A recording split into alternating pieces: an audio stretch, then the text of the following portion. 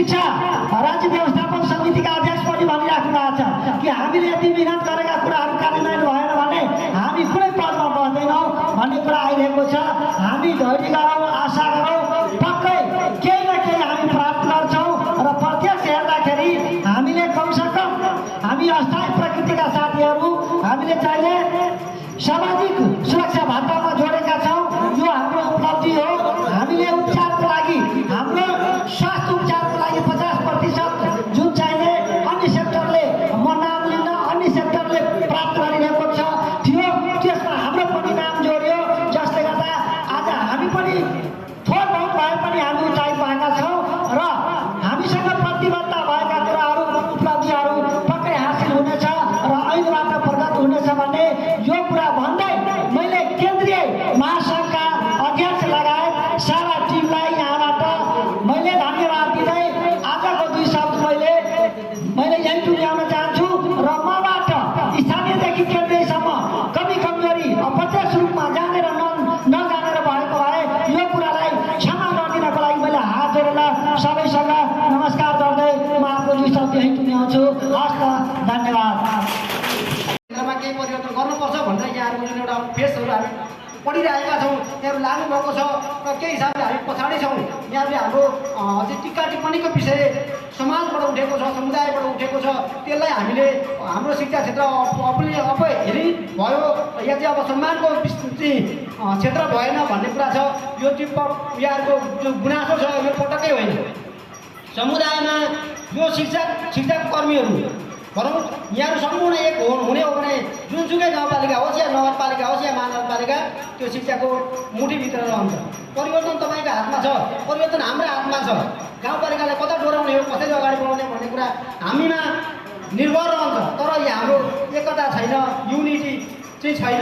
त्यो हिसाबले गर्दा यहाँहरूले शिक्षाकर्मीहरूले अझै हामीले युनिटी हुनुपर्छ र हाम्रो माग र मुद्दा मात्रै समाज परिवर्तनको लागि, मात्रै बालबालिकाको भविष्य निर्माणका लागि हुनुपर्छ। यसरी हाम्रो त्यो माग र मुद्दा चाहिँ एउटा त्यो खालको माग र मुद्दा भयो भने हाम्रो एकता पनि सम्भव छ र हामीले परिवर्तन पनि गर्न सक्छौँ। त्यो हिसाबले गर्दा हाम्रो एउटा यो क्षेत्र धेरै गहन र धेरै एउटा चाहिँ महत्त्वपूर्ण क्षेत्र हो शिक्षा क्षेत्र। तपाईँको प्रशासनको क्षेत्रभन्दा यो धेरै महत्त्वपूर्ण छ। एउटा विद्यार्थी एउटा शिक्षक चाहिँ रिटायर हुँदै गर्दाको सम्मान हेर्नुहोस्, त्यो भोलिपर्सि भेट गर्दाको सम्मान गर्नु हेर्नुहोस्, छुट्टै खालको मजा छ क्या यसमा। तपाईँको एउटा गुरुलाई रिटायर गर्नुपर्दा गुरुभन्दा शिक्षक गर्दा चेलाले तपाईँको अझै पनि छाक छोड्ने या चाहिँ एउटा जुठो पार्ने भन्छ हाम्रो यहाँको भाषामा के छ होइन, त्योसम्म गर्ने अवस्था छ। तर तपाईँको प्रशासकहरू त्यस्तै प्रशासकहरू मर्दाखेरि चाहिँ पार्टी खान्छ भन्छ। त्यो हिसाबले तपाईँले बोल्नुपर्छ।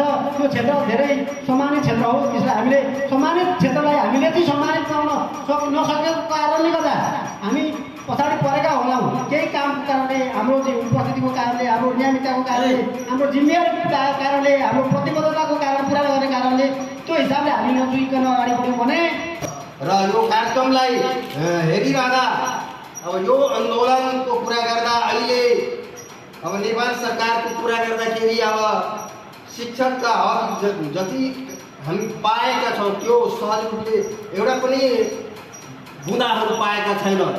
इतिहासले कोट्याउँदाखेरि, शिक्षकको इतिहासले कोट्याउँदाखेरि अब बिना आन्दोलनले केही पाएको छैन। त्यसकारण अहिले पनि अब धेरै विगतमा भएका सम्झौता र यसपालिको सम्झौताहरूमा धेरै सम्पूर्ण शिक्षक मित्र, कर्मचारी मित्र, बाल विकास मित्रजीहरूलाई पनि विशेष धन्यवाद दिन चाहन्छु।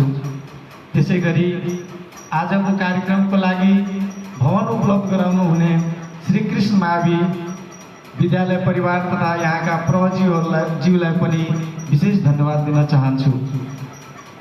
आज हामी सङ्घर्ष गर्यौँ र एउटा भनाइ पनि छ, जो सङ्घर्ष गर्न जान्दैन त्यसको अस्तित्व पनि यो पृथ्वीमा रहँदैन, मेटेर जान्छ।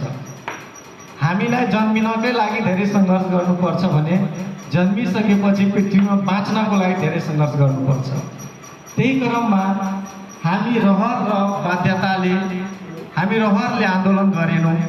कर र बाध्यताले हामी हाम्रो आफ्नो अधिकार प्राप्तिका लागि लागि सङ्घर्ष गऱ्यौँ र सङ्घर्ष गर्दै जाँदाखेरि त्यसबाट मागेका सबै कुराहरू त प्राप्ति हुन सक्दैनन् र अहिलेसम्म भएका पनि छैनन्।